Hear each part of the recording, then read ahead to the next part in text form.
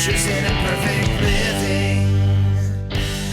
Hey, welcome back to another show. My name is Greg Willits from RosaryArmy.com. And I'm Jennifer Willits, his wife. Glad to have you joining us. Good morning. Good morning to you. I have a new coffee mug, courtesy of my daughter. She got me a copyright infringement mug. Would you stop saying that? One of my favorite. It's fan appreciation. Yeah, I actually texted with our friend Gene Yang, and I told him, I said, I feel very guilty. I have a comic book character on a mug that I know did not get royalties sent to the creators of the comic book. Hey, I'd love to send royalty money. So I'm admitting, well, he actually Who is he? Well, it's Scott Shaw and Roy Thomas. They're the creators of Captain Carrot and his Amazing Zoo Crew, which was my favorite comic book when I was a kid. And Captain Carrot, every once in a while, still pops up. I'm waiting for James Gunn to do something in terms of bringing him back, to his rightful place. But they keep, how they do things with comic books these days. It's like anytime they bring back an old hero, it's like now he has to be gritty and dark. I'm like, he is a super powered bunny. Don't make him dark. Don't make him dark. Make him fun, along with his colleagues Pig Iron, Alley Cat Abra, Yankee Poodle, Rubber Duck, and Fastback. See, you say these names, and it's hard not to think that they're just silly. And how could you feel? They're totally silly. Okay. They're completely silly. Like comic relief. And that's part of why I think it's one of the things. It's sort of like just maintaining a level of connection to Star Wars, no matter how bad Star Wars gets. Or how old you get. Or no. How bad Star Wars gets, I still have a connection and appreciation for that. When you and I were engaged and the third Batman movie came out, the one that starred Val Kilmer, I said, I don't care what happens, I'm always going to love a Batman movie because it's Batman and they're making a Batman movie. And when I was little, I never thought I would see these things. And now that they were making them, and then I've made this joke, and then they made Batman and Robin with George Clooney, and then it's like, well, it is possible. They killed Batman. But so right. So for Father's Day, Lily had this mug made, and I actually have the same image of the good Captain Carrot, on the back of my cell phone. I pirated this before, and Walter said the thing that made me the most proud of when I had this done. He goes, "What? You and Ben were really annoyed that I didn't have an iPhone case. I didn't really care about having a case, but you're like, but you're gonna drop it." And so because of our online store, I can make one-off printing of things. And so I said, well, I'm going to take this picture of Captain Carrot. I'm going to put it on the back of this. And listen, I'm really against piracy. I really, really, really, really have an issue with it. And so in a way, this is piracy. But it's just not available. But that doesn't make it right. It For doesn't real. make it So right. what are you saying? It's like, on the one hand, I have sinned. Well, on the other hand, but I really want it. Well, it's like if a thing doesn't exist. Now wait a minute. Now so confessions. Listen, no. Listen, a well-known comic book person gave me the absolution here. A loophole. So I had this made, the iPhone case. And after I'd had it for a while, like I was looking at something on my phone, and Walter was visiting, our second son, Walt, and he said, "What's on your iPhone case?" And I just showed it to him. Now, again, Captain Carrot came out when I was in 5th grade, and 20 issues. I loved every issue of it. So what year is that? So that would have been 1980? 81, I think. Okay. 81, 82 time frame, I'm pretty sure, is when Captain Carrot came out. And it suddenly canceled after 20 issues. They did do like 2 miniseries after that, and every once in a while they'll do like a little cameo. He'll pop up somewhere. But for the most part, since I was in 6th grade, there has been no ongoing Captain Carrot series. But when the boys were little, I got new copies of the Captain Carrot series. I had sold, when I was in college, I needed money, and so I sold all my comic books when I was in college. So I bought all 20 of the original issues, and Sam and Walt in particular read them. I don't really think Tommy and Ben got into them very much, and Lily refuses to read them. There's something about it, I think, that creeps her out. But Sam and Walt read them. And so when Walt asked, "What's on your case?" and I handed it to him, Walter just said, "If you were to put 100 iPhones with their cases on a table and asked me to say, which one is your dad's, I would know immediately which one was my dad's. Just based on the fact that I have Captain Carrot on my iPhone case. So Lily knows that. And then was this her idea? This is the second time she's had a custom mug made for me. She had a mug made for me at Christmas that has a picture of our cat Molly on it. And I love that mug too. And so she found this same picture, had it put on a mug. So I got this for Father's Day, and I immediately I'm like, okay, see, now I feel like we're pushing it even more. Now we're putting it on the merchandise. And we're not selling it. We're not selling it. We just made it for ourselves. And the fact that we just made it for ourselves, I actually texted Gene Yang, he of American Born Chinese, because I give him a hard time. I figure he has done comic books. He's done Superman and others. He knows the guys in charge at DC Comics. I'm like, Gene, come on, man. Bring back Captain Carrot. I want to see Captain Carrot. This is like your dying wish. I want to see Captain Carrot and his Amazing Zoo Crew written by Gene Yang. That's my goal. Hey, I don't think I flat out told him that, but now I'm going to make sure he knows that this is in the show. What were you going to say? Well, I mean, what I appreciate about this situation is that you are so consistent in your gentle nudge and pushing towards Gene Yang for years. I mean, maybe, about Captain Carrot? Yes. Eventually, there could be a payoff. Eventually, he is going to be sitting in the right meeting at the right time with the right people in charge, and the Captain Carrot name is going to be, introduced into this meeting where he's going to be sitting there, and Gene is going to go, well, no, he's going to have a guttural reaction. It'll be a writer's room meeting, right? They're going around. It's like, does anyone else have any great ideas that are going to make DC tons of money? And Gene's going to go, what's happening to me right now? What's happening? Captain Carrot? What do you think about Captain Carrot? What do you think? What do you think about all these subliminal messages for decades going into his head because of this guy? No, here's why it won't. Here's why this isn't going to happen with Gene. If you watched American Born Chinese, which is his graphic novel that was turned into a Disney Plus TV show just recently, right? The name of the jerk bad guy in the high school, Greg, big tall guy named Greg. So I'm just saying, I think subliminally it already got into Gene's head that he's not gonna. That you're the bully in his life. I'm the bully in his life because I'm like, hey, Gene, do something with the Rosary comic book. Rosary comic book part 2. No, don't do that, please. Don't. But bring back Captain Carrot as if he has that power, and he doesn't have that power, but maybe he does. So I texted him about that. I told him about my piracy guilt. Right, that I feel I really would like them to get. So he actually told me about something there, and I knew about this because there's another comic book artist who actually was on our radio show years ago, George Perez. He was, to me, the best artist of the 1980s. Just amazing guy who created all sorts of characters that you know about, but drew. He was a huge inspiration to me as a kid, learning how to draw. I copied a lot of George Perez stuff. And George died way too young in the last couple of years.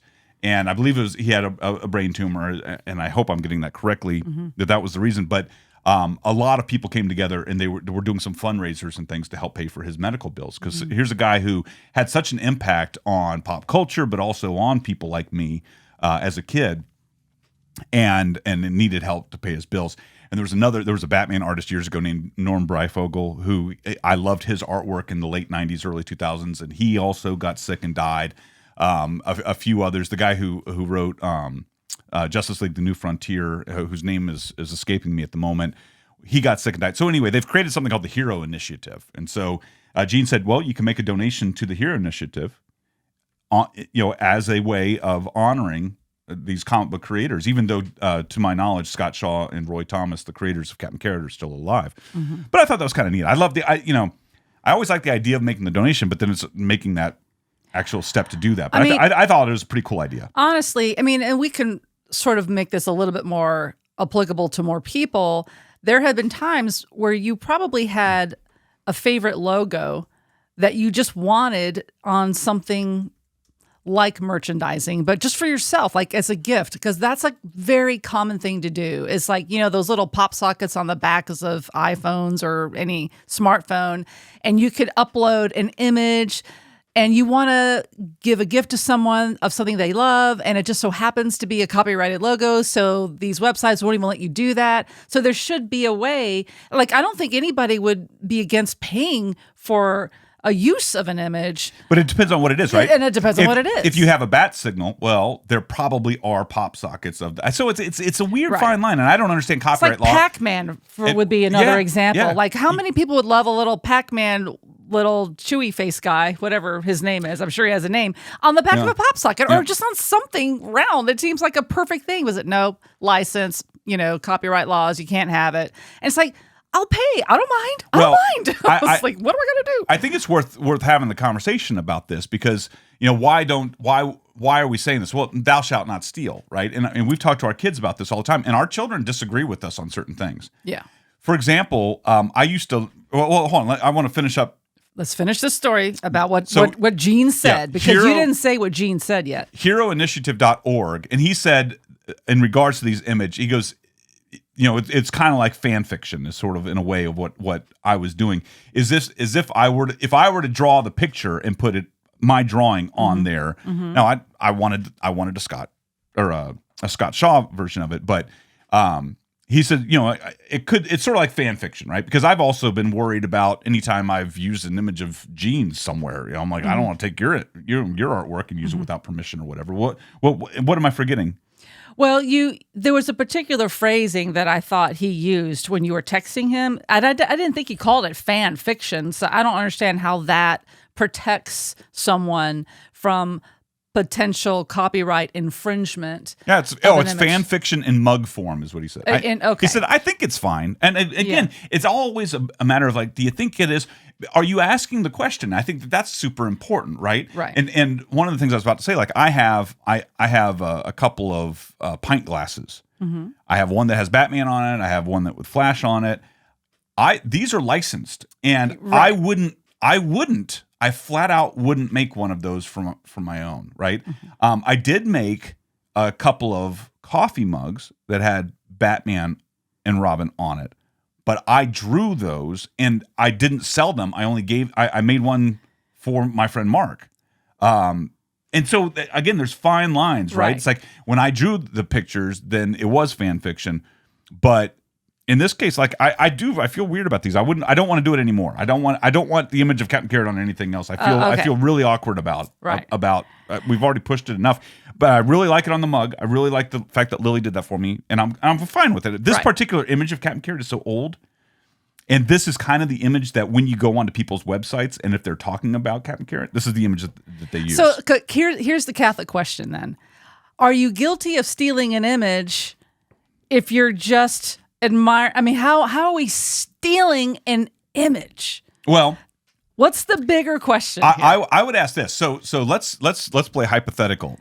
Let's say that they turn Captain Carrot into an animated series, which they've been promising since like the second or third issue of They said that they were going to turn this into a Saturday morning cartoon, and they never did.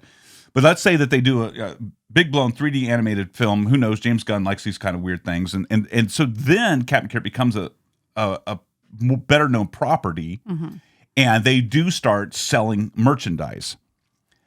I would never then at that point go forward with making something else that had the image on, because it would be taking away money from the creators. I would, however, probably even buy something just out of thanks, to make sure that they get support. I mean, it's sort of like supporting local businesses, right? It's like you want to make sure that the people that created these things are getting the funds. Now, I say about this with movies and video games even, you just absolutely do not pirate these things.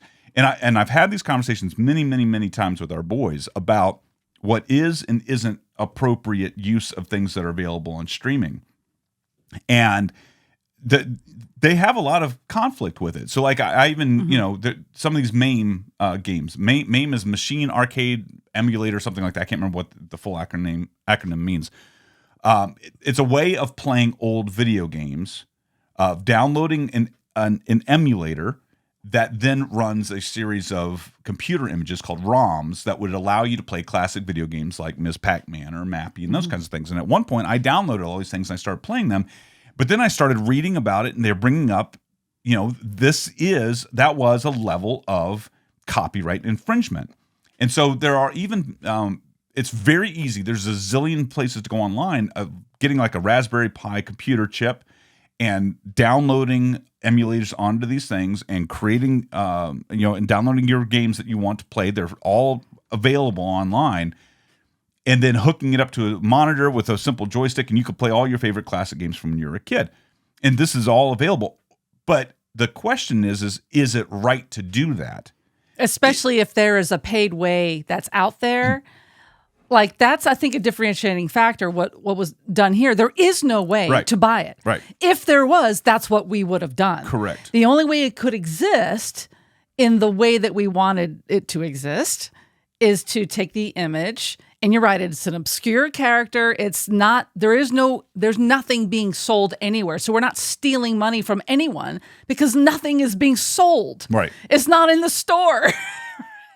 So I think that because we have that in our background, it is a little bit of a protection. But you're right, if anything should change with that character, then it's an off-limits thing. But out of an abundance of Catholic caution, we don't have to do that anymore. If there's enough question to the action, that might be enough to warrant being extra cautious. I don't need to have Captain Carrot pajamas. I don't need to have anything else. That was my next Christmas gift idea for you. Could you imagine how awesome those would be, though? And I don't even wear pajamas. Underoos. No, not underoos. I don't want underoos where it's a costume. I don't want that. I'm not going to be dressed. I'm not going to be cosplaying as Captain Carrot. I'm not going to be creepy. But honestly, there are bigger questions here. Like, yes, it originated by a comic book character, but we know many of you are not comic book readers who watch this show or listen to the show. But there are many other things in your life that this question does indeed apply. And I never realized how profound it was until I want to say maybe a year and a half ago, we went to that Treasures of the Catholic Church with Father Carlos Martins, was the visiting priest at our parish. It was this big, traveling, what do you call it? Not an expedition, exhibition of relics of the Catholic Church. And in his homily, he said, he hears a lot of confessions, but one of the biggest, most commonly confessed sins is that of stealing.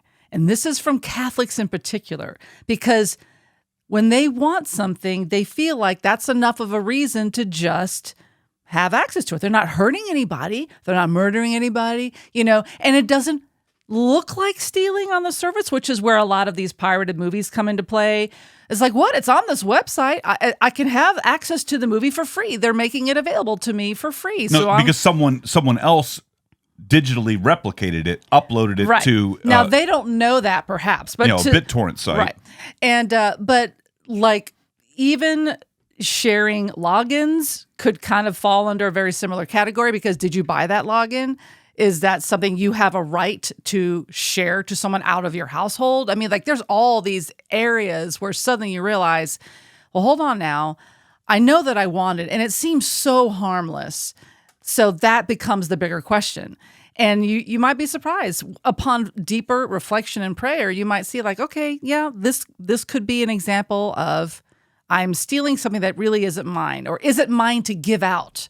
And so like, I know that like some of our kids would be super frustrated with us, even about our Wi-Fi password in the house. It's like, you know what? We pay $100 a month on average for that piece of data that we have earned and we paid for. And do we just freely give it to everybody, as if it's theirs to do whatever they want with?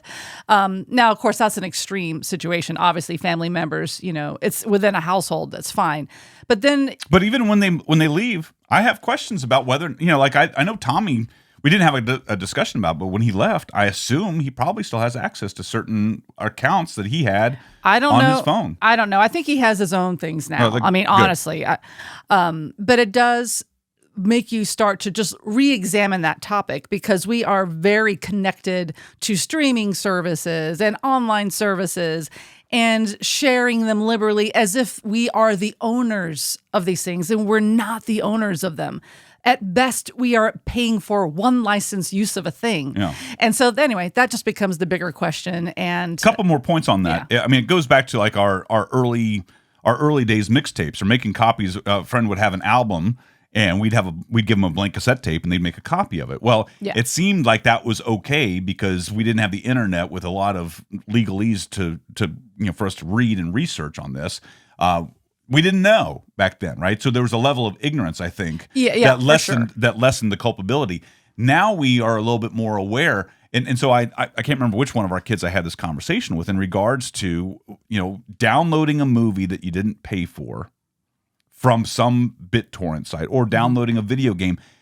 And in the erroneous idea, and it's I could see some rationality of I'm just going to use Metallica as an example. Does Metallica are they really going to know the difference if they don't get my $10 for me downloading their album? And if I just got it from somewhere else, right? So this goes back to like Napster, right? Mm-hmm. Okay, fine. You can say that about the lead, musicians in Metallica. But what about the audio engineer?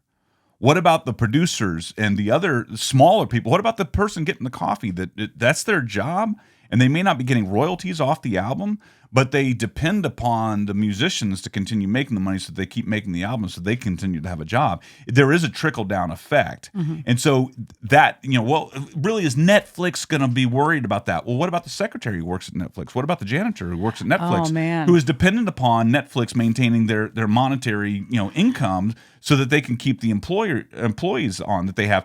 And you're extrapolating it out probably beyond the area that it needs to go. But there's still a grain of truth in there that it does impact someone's livelihood. And to that end, I wish I could just have this amazing recall for exactly the scripture. But if you are versed in your scripture, you may recall that one of the sins that is highly offensive to our God is not paying laborers their due. That's a really big one. And suddenly you realize this issue that we're talking about actually bumps up against that big sin. It's like at first on the very, surface of that reading of that scripture, like not giving laborers their due, you think, well, I don't have any employees under me, but if I did, I surely would pay them, because we're thinking at the highest level of that context of the sentence. But now if you push it deeper into the lens that we are just presenting to you, you realize anytime you are, purchasing a service, there is laborers on the other side. Yep. And if you don't fully pay all of the laborers involved for the one service you got, doesn't matter what it is, if you don't pay them, you're now guilty. You are now maybe not fully guilty, but you are cooperating with something that is against what that scripture was saying. And so now one could argue, oh, Jennifer, you're being so, myopic with this. You're really, scrutinizing this. And I'm like, yeah, but I don't think so. I think the more morally formed you get, you start to step back and realize, oh, wait a minute now. I might be a little guilty of not giving the right payment for someone who isn't responsible in the tiniest little way for rendering a service that I needed to buy for whatever reason or to acquire in whatever reason. So were you able to find that scripture reference? Well, there's like a zillion about fair pay. I mean, but one right out of the gate is from Proverbs 3:27 says, "Do not withhold good from those to whom it is due when it is your power to act." There's other things about, every worker deserves his wages, their wages for the work that's done, and so that's there for our good. It protects us. It protects us when we're the ones working, but it also keeps us operating at a more moral and higher standard and a virtuous standard, quite honestly, when we're the ones wanting the services from another laborer. And so if everyone honored this code that God put into place, it would be a much better situation for everyone involved. I've seen our books taken online and put in PDF form by like other people, sources in other countries even. And so I've seen our PDFs, and so that's people stealing from us. And so I've tried to use that as an example with our kids as well.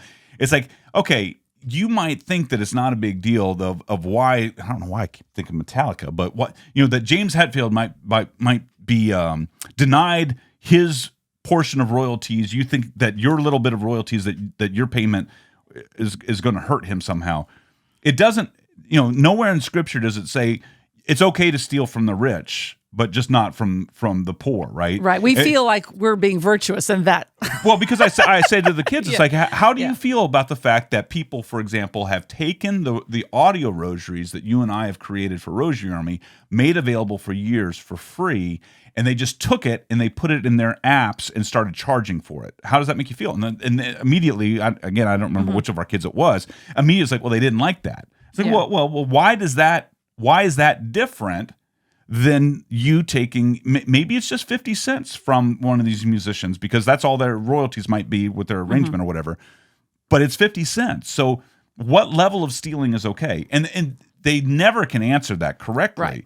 And so it's like, it doesn't say thou shalt not steal large amounts of money. It doesn't say thou shalt not steal. Well, there's no qualifiers. There's no it's just thou qualifiers. shalt not steal. And Period. So it's it's never good. So now, I'm speaking on both sides, because did I steal that image? It's on the internet, but that doesn't mean that we could take it. It wasn't in the store Well, to steal. I don't know. Maybe feel like I need to send Scott Shaw, the creator or co-creator, an email and go, hey, dude. Honestly, if there is a way to contact him, I would say, hey, we did this. Is there a Patreon, something, whatever? We want to give you something because this image has brought joy to our household, and we would like to give you remuneration for that. And I think he might actually appreciate what we're trying to do. It's like, seriously, a P.O. box, anything. I'll put a check in the mail. They don't make it easy on the consumer to honor the creator of a thing, especially when corporate is involved and it gets through all this legalese muddle. Here. So anyway. Shaw-cartoons.com. I'm going to send Scott an email afterwards. Boy, he's drawing different stuff now. Okay. It's different. He is. But see, look what's coming up at the top of Contact Scott Shaw. There's the image. It's on my coffee mug right there. Okay. So yeah, we're going to make good on this. Yeah. I promise you. I'm gonna reach out to Scott Shaw and I'm going to say, hey, can't forget. I want to send you money. We want to give you money. But you have to I'll say, you have to give half of it to Roy Thomas, who's this co-creator. So. Will you please do this on our behalf? We don't know his contact So this wasn't just about Captain Carrot. I hope you understood that this was about piracy and why it's wrong. And stealing. And you shouldn't do it. And even down to small Can things. Catholics be guilty of piracy? Yes. I mean, one of the 10 commandments, thou shalt not steal. There's no qualifications there. It's thou shalt not steal. So something there to we think go. about. You've been working on this little project here. Explain what this is. Yes. And keep in mind that most of our audience is still listening versus watching the show. Yes, so I will bear that in mind. But in our quest to want to learn how to pray the rosary in Latin, we realize that we all learn at different speeds. And for us personally, the two main prayers that we got down pretty quickly was the Our Father, lovingly referred to as the Pater Noster, and then the Ave Maria, which is the Hail Mary. So if you get those two prayers memorized fairly quickly, that's like 90% of the rosary that you can now officially pray in Latin, because so much of it is just those two prayers. And then you start getting into introductory prayers and conclusion prayers, and you're like, okay, this is where we have to default to English. They are too big. I don't even know how I'm going to memorize these things. And so for months, I had it in my head, if I just had a cheat sheet, just something small, like a pocket-sized piece of paper, maybe a little bit bigger than an index card. And so for those watching, I will hold it up so you can see, like, here's my hand, right, in relation to the size of the paper that I came up with. I wanted to have just the prayers where we were stuck on, which was like Memorare, the Oh My God prayer, the Fatima prayer, we got that one pretty easily. But like the Creed and the Salve Regina, those are the other ones that we just don't recite very often. So it is a huge impediment to our ability to memorize it unless we're specifically going out of our way to really challenge ourselves to learn those other prayers. So I finally made good on my own goal. And I thought, I'm just going to do it. I have some open time today. And I'm going to, print out all of the prayers needed to pray the entire rosary from start to finish, regardless of whether or not we know it or not. But we know it now. But our son, Ben, doesn't know any of it, like not even the sign of the cross in Latin. So I thought, I'm going to make one full booklet just for my son so that if he wants to join us, and he doesn't want to be embarrassed because he doesn't know how to recite the Latin as proficiently as now, Lily and Greg and myself can, we didn't want him to feel bad. So I wanted to have something for him so that he could at least see the words and start to get more comfortable with seeing Latin so that he can then learn how to pronounce it. And so I designed a full booklet. This is an entire booklet. I'm holding it up here. It's probably about like 4 by 6 in dimension. And I wanted it one prayer per page. So not to be overwhelming to look at it. And I wanted the presentation to be easy on the eyes, a nice big font, but also, that can fit on the size of the page. And some of these prayers are pretty long. So I have one full booklet that has every single prayer in the exact order that we would actually recite it. Now, there's only one thing missing, and I don't know how to get around this one, but that's the announcing of the mysteries, which change depending on what day you're on. And so that is not included in my little booklet, although I do need a cheat sheet for that too, so that you can have that. But you only need it if you're the one leading. If you're just the one, following along, you won't need that.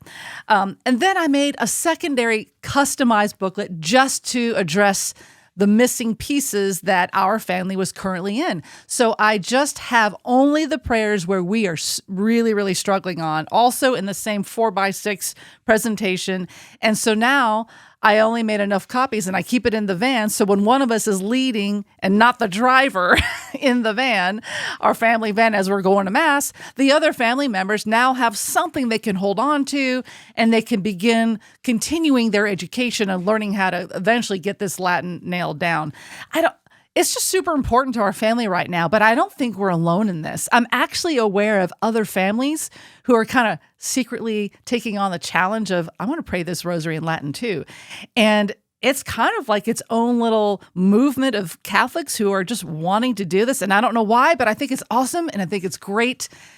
And it's beautiful. And I'm greatly encouraged by this. And of course, here we are getting ready to put School of Mary. We're building it out and we're also kind of thinking about long-term plans, long-term offerings. So I really think that there's something here where there could be a tutorial course if you want to learn how to pray the rosary in Latin. I want to be able to build something to help you in that process that's a little bit honoring the speed of which you learn. And I know there's a term for this type of learning style. Mac knows it very well. He's probably listening to this right now going, it's this. Like not online learning, self-paced learning. There's another academic term for that, but something where asynchronous? Maybe it is. Oh, really good, Greg. I'm really proud of you for pulling that out of thin air. It's because I've been working on School of Mary for so long that we keep talking about asynchronous learning. Yeah. And that way, and then I want to sort of have this course sort of utilize as many of the senses as possible. So you need to see a visual of the Latin. You need to practice saying it. You need to practice reading it. I want to be able to help you as a student learn in as many learning formats as we can through an online medium. So here's my idea for there. A few ideas. And you got to help me remember this. Number one, we need to talk to our parochial vicar. And he did a class. Oh, right. For our church, but it was him at a podium. But he broke down the basics of some of these things so that a quick start guide. It would be worthwhile having a conversation and saying, would you be willing to come over and can we actually create a course that we're recording you in this way, high quality, and we can put up things. So that's number one. I love that. We should probably actually have a priest who knows how to do this versus us who have and been he doing knows it for how all to of the teach year. it. Right. So the other thing, looking at your little guide here that you created, I immediately start thinking of stylistic things. And one of the things that we have on our docket that we're trying to get back to, and we've been promising this for a long time, is more regular live stream rosaries. And one of the things that I think about occasionally doing a live streamed Latin rosary as well. Mm-hmm. And I'll be honest, one of the reasons why our audio Latin rosaries has halted in production. The production of it has halted was literally because of an email I got from someone that it set me back. And it made me go, see, are we thinking this all the way through? And this kind of goes against the idea of getting the minimal viable product, which is record the rosary and release it. Just do it. Mm-hmm. If you start trying to perfect everything or try to make, and this is my problem is I oftentimes try to think of every contingency that's out there. But someone, said, I hope you will put out a guide to help us to learn how to pronounce these along with you. And I went, that wasn't on the docket, No. but it's like I could see the use of it. Yeah. Yeah. And then along those lines of, and if you're going to be doing this as a video, make a video of it with the words on the screen as you're saying it. Sure. I'm like, So okay, what does that tell you? Well, it's that it's wanted and it's needed. And people are intimidated by not knowing how. So there is a huge educational component. And now. I get it, but it's prevented us from even releasing it so that people Yeah. can just listen to it. Just start by listening to it, right? And that's what I need to be telling myself. So along those lines, Yeah. When we were doing the live stream rosaries, I actually even put just the English prayers on screen, assuming there would be non-rosary prayers joining us from time to time. And so I would even put the Our Father up on the screen when we were praying Our Father. Mm-hmm. I put the Hail Mary. And so I've kind of been playing in my head for quite a while now, for a few months, of what will, when we go back to doing live stream rosaries, even if we're praying it in English, of having both English and Latin on the screen simultaneously. You and I have learned these prayers differently, and we talked about this several weeks ago on the show. I need to visualize the English word kind of floating above the Latin word. And so looking at this, one thing that's missing is, yes, you've put in the Latin prayers, and for our personal home use, we can understand what ascended ad celos is. You ascended into heaven. We know those words well enough from going to Latin Mass. Right. But how do we put these side by side? Think about our Latin missals of English on one side and Latin on the others. That would be good. So when I look at this, a question I have for you is, the font size that you put on here, is that the font size you would want in a finished product? Well, again, part of the creation of the product was like, I wanted it to be portable and small and easy to grab and not like a big full-size booklet. Because that's part of its appeal is the smallness of it. It seems like I can just put this in my purse. I can put it in my missal. I can put it in my journal. I can put it in, and it needs to move with you. So because of the physical size limitations, that was forcing me to go small in font, which I did not want to do. But honestly, that's the same trap many publishers fall into. When I've looked at other missals and other prayer books, when they try to do the side-by-side English to Latin, they shrink down to a tiny font because there's a lot of demand. You're trying to put a lot of real estate in a very small, a lot of building and a lot of small real estate, if you know what I mean. So an option there. All right. So again, and we apologize for those of you who are listening. This is a working meeting that you get to hear. Yeah, and if you're listening, you're not seeing what we're talking about. Basically, imagine this, all right? You have an 8.5 by 11 page. Imagine that it has been cut into quarters. So Jennifer's booklet that she's created is 1/4 of an 8.5 by 11 page. Right. That's how big each of these individual pages are. You printed only on one side. So you have, each page has the Latin prayer, and it's on your right-hand side. And as you're flipping through on the left, it's the back, so it's blank on the back of the prayer. You could easily, with a little bit of thought, typeset in any program like Pages or we don't use Microsoft Word, but Microsoft Word, you could easily typeset so that when you print, English is on the back side of one page, and you could correspond it. Yeah. And so then when you print it out, you don't have to cut it into quarters. You only cut the page in half, and then you fold it in half, and you get a stapler that can reach that middle, and you go clink clink, and now you have your booklet, and so you have the English on one side and the Latin on the other. Right. And so I think that there's some value in that. I still think that it's too big, even at 1/4 of an 8.5 by 11 page. And the reason why is, from a guy's perspective, like, I don't have anywhere to put it. I could put it I could cite it in my Bible, or I could put it somewhere else like that. And I think that's really what would happen. I can't imagine any guy wanting to put that in his pocket. Yeah. And it was not designed to be pocket friendly. What I will say, it was meant to be slided in your Bible, slide it in slide in. Slide it into. It's an active whatever. Can you reach? Tense. Can you reach? And again, this is not going to be helpful to the audio people. Can you reach the copy of The Love of Eternal Wisdom that I have right there by my missal? Is it within your arm's reach? I got to tell you, I love this size. Now Fine. watch it be a quarter. Look at it. It is. It's basically that. It's that Basically, size. yeah. So I eat my words in what I just said. But maybe it's the binding, having the cover. It's a little bit more rigid on the outside. But so this particular That's about a 4x6, roughly. Yeah, that's really what it is. And so they trimmed it down to that size, but that is exactly the size of it. So I really have enjoyed this size. And so I take it back. That does fit in my back pocket. All right, good.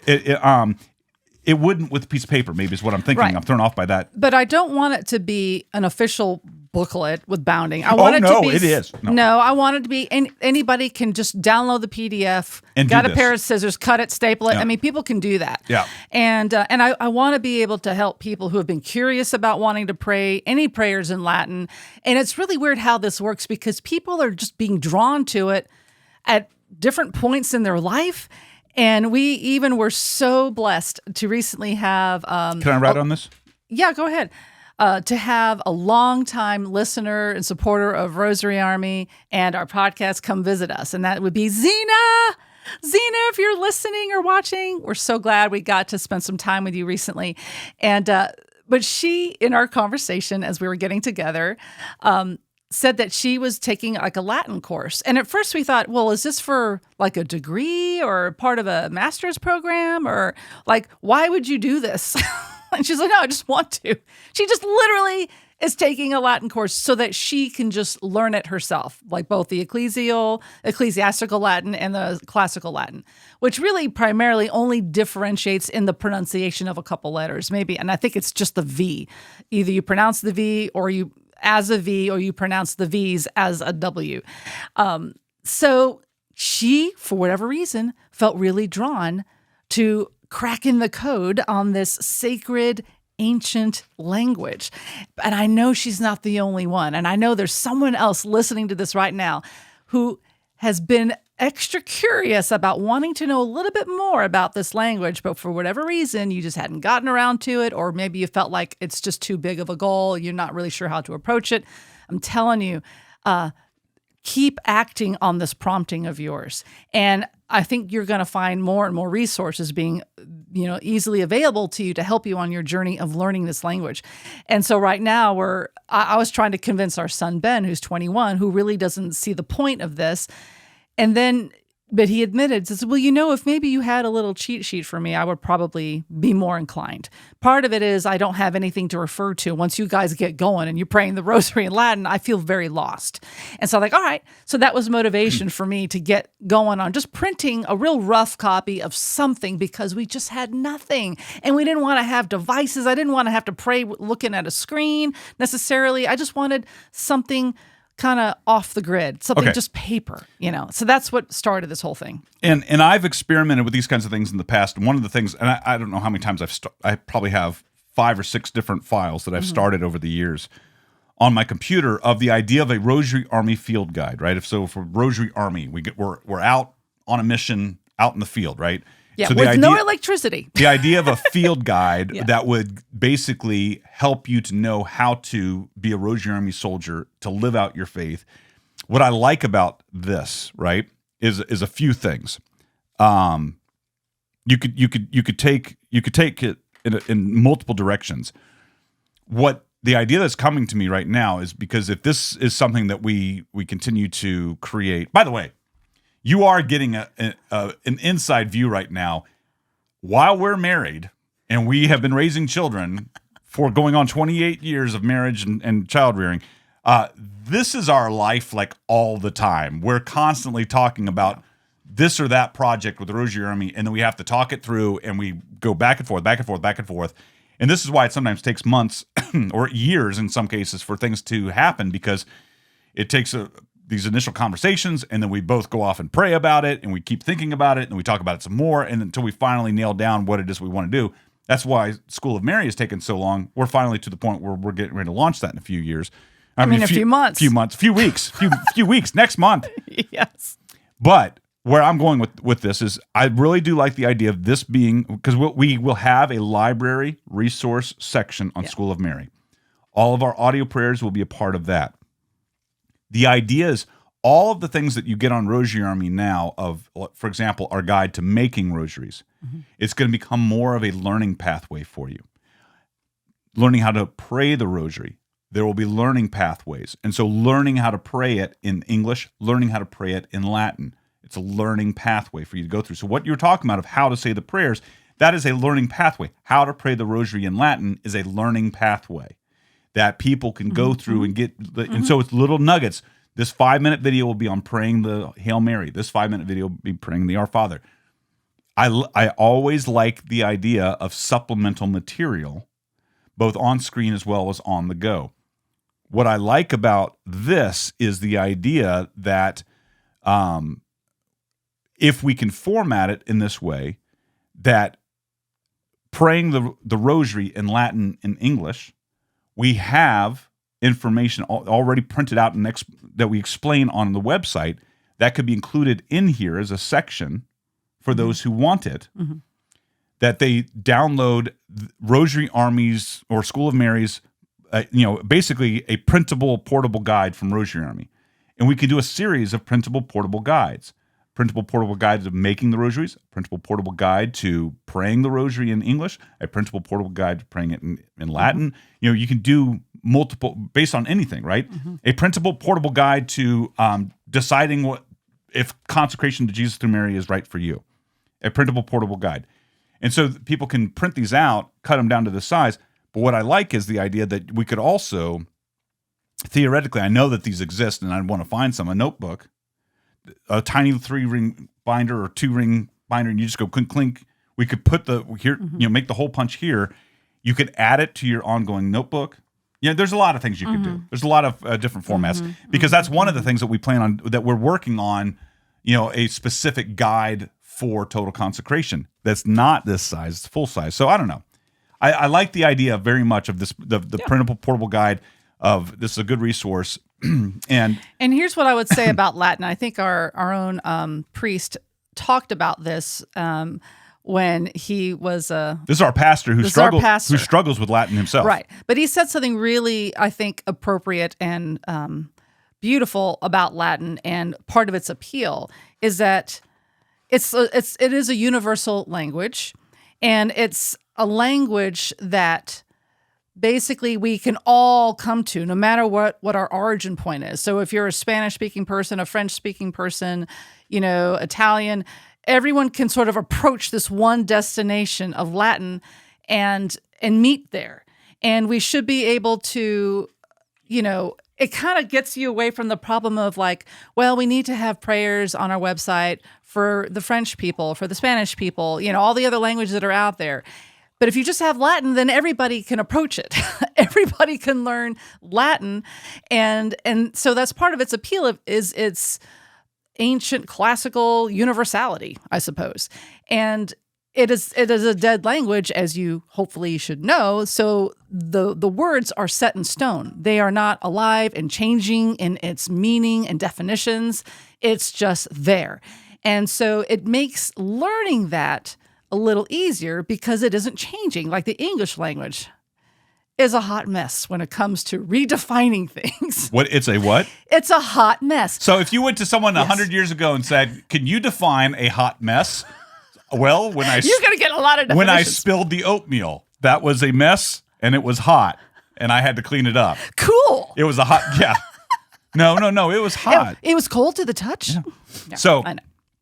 I think that we've heard this from our pastors. You just said the idea of, at Babylon, all the languages got mixed up, but we're shattered into multiple different dialects and languages. But in the church, it provided a single language that helps bring us all back together again. Right. It was the reversal of Babylon in a way. It was like everybody can come to this one language, and it's the official language of the church. And that was enough for me, knowing that it was the official language of the church. And as I'm getting older and I'm caring more and more about tradition, it just made sense that why would I not take the time to learn this beautiful language?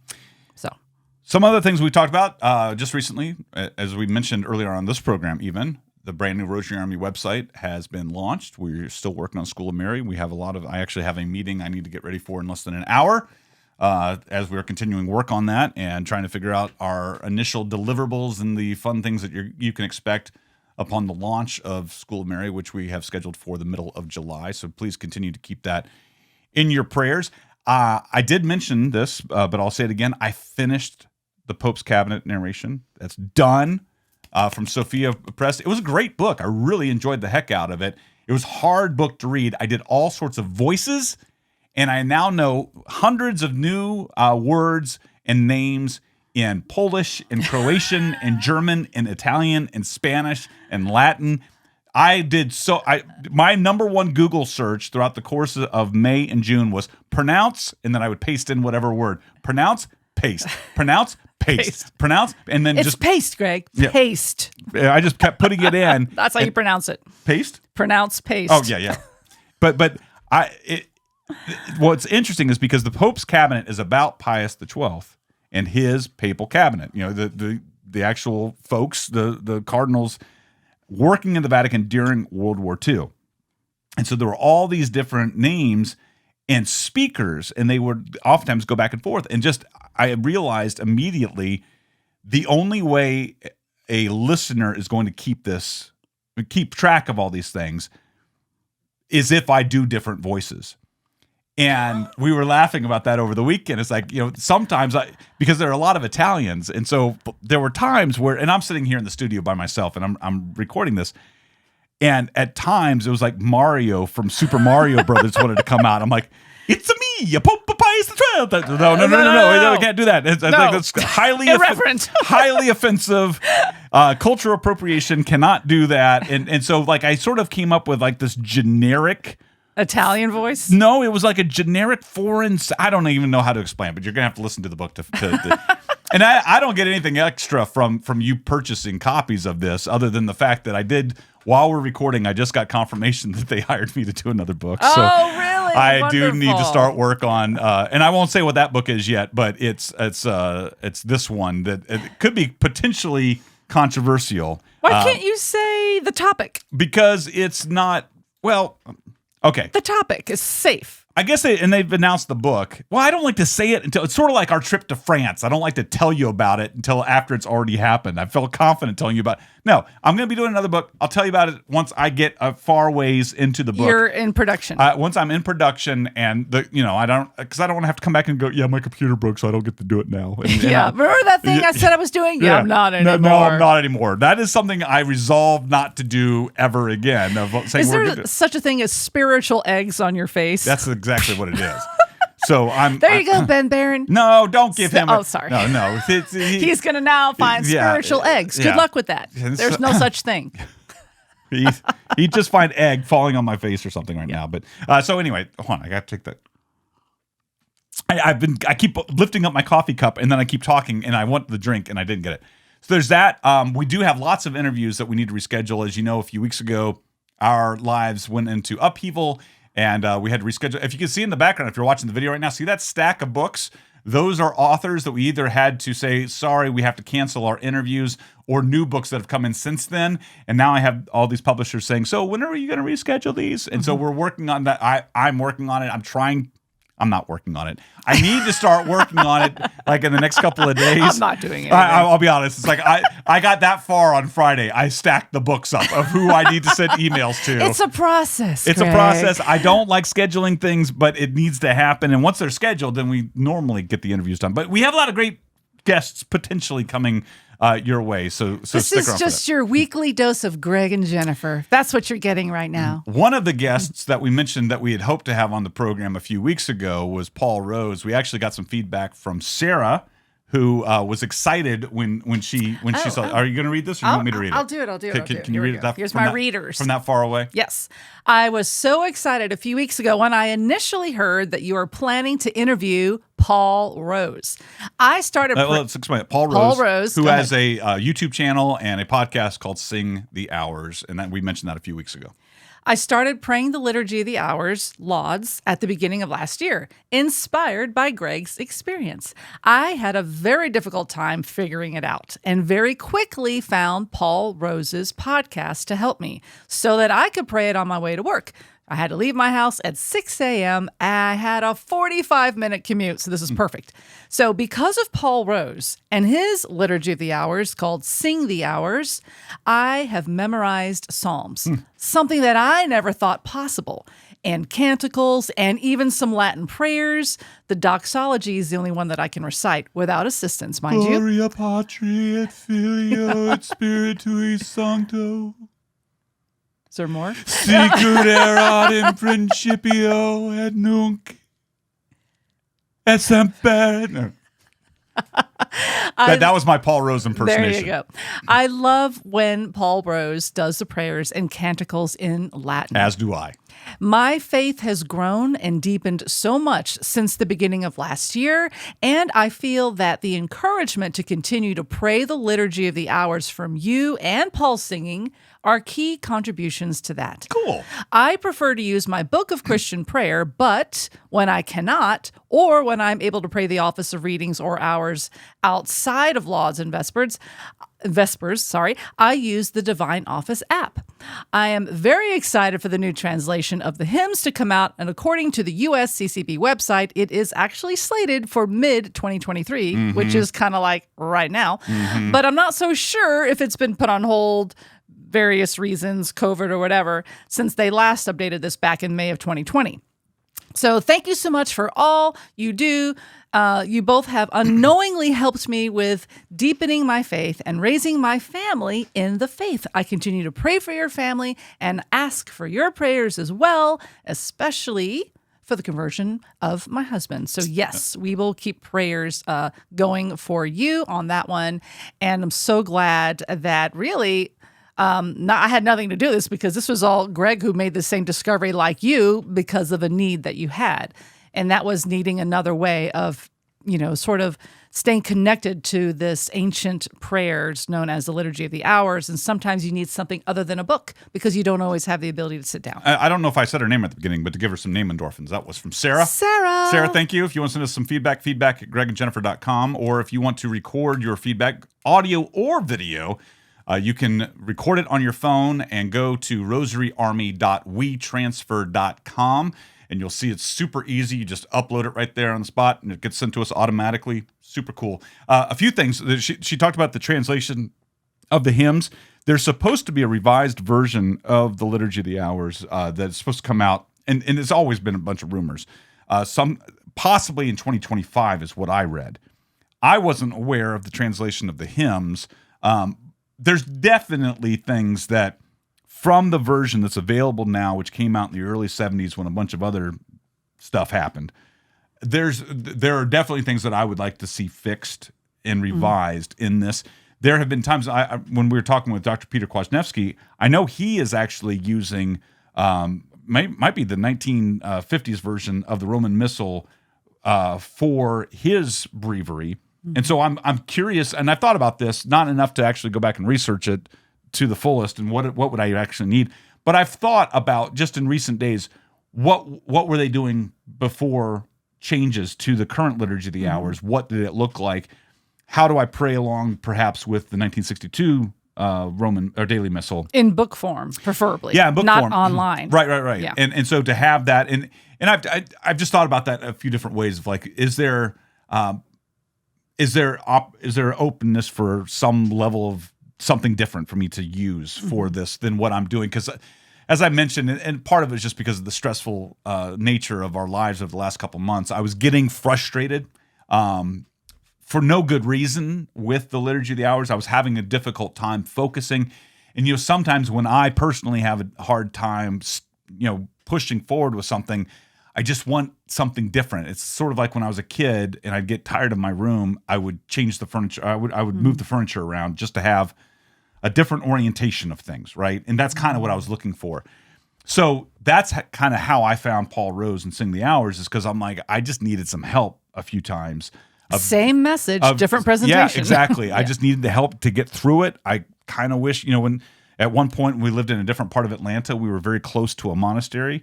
I never prayed the Liturgy of the Hours on a regular basis then. I could have gone to the monastery and prayed with the monks. They were that close to where we lived. the book of Christian prayer that she talks about, I even thought about that, but I've gotten in the habit of praying the office of readings, and the office of readings isn't in that book of Christian prayer. But what she's praying is the same in morning and evening prayers as what's in because I used that book of Christian prayer for years. I kind of miss the smaller version of just one book. Well, the one book, but it's also smaller footprint. I actually, the version that I have, that good priest friend listener of the program gifted to me, my 4-volume set of Liturgy of the Hours, but it's the large print version. And so even though I do have to wear readers to even read this, I think about when the next version comes out. I think I'm going to get the standard version because I have a whole other stupid old man issue. My wrists start to hurt from holding this book. It's so big and it heavy. actually is an issue where like there are times where like I finish praying and I'm like I take the book out of my hand and my hand is sort of stuck in position and I'm like, what? That pain. Oh, just because I don't realize it. Do you remember like a long time ago when this was like back in the 80s and early 90s when we would talk on talk on the phone, and you'd have to hold up a much bigger, handheld, telephone piece in your hands, and then you'd hang up and you're like, oh, you're stretching out your arm, and it just feels like all your joints and muscles are just screaming at you. But how dare you hold it in one position for 20 minutes straight? Yeah. So, anyway. Yes, I do remember that, and that actually happens to me with iPhones. iPhones are worse because they're actually smaller than the regular phone. Yeah. So you could hold the regular phone further away from your head. At least. Whereas the iPhone, you're like contracting your bicep to take calls. So that's what we got for you this week. Thank you for hanging out with us. We truly do appreciate it, and we do encourage you, as always, to pray your rosary every single day. I don't know why. There we go.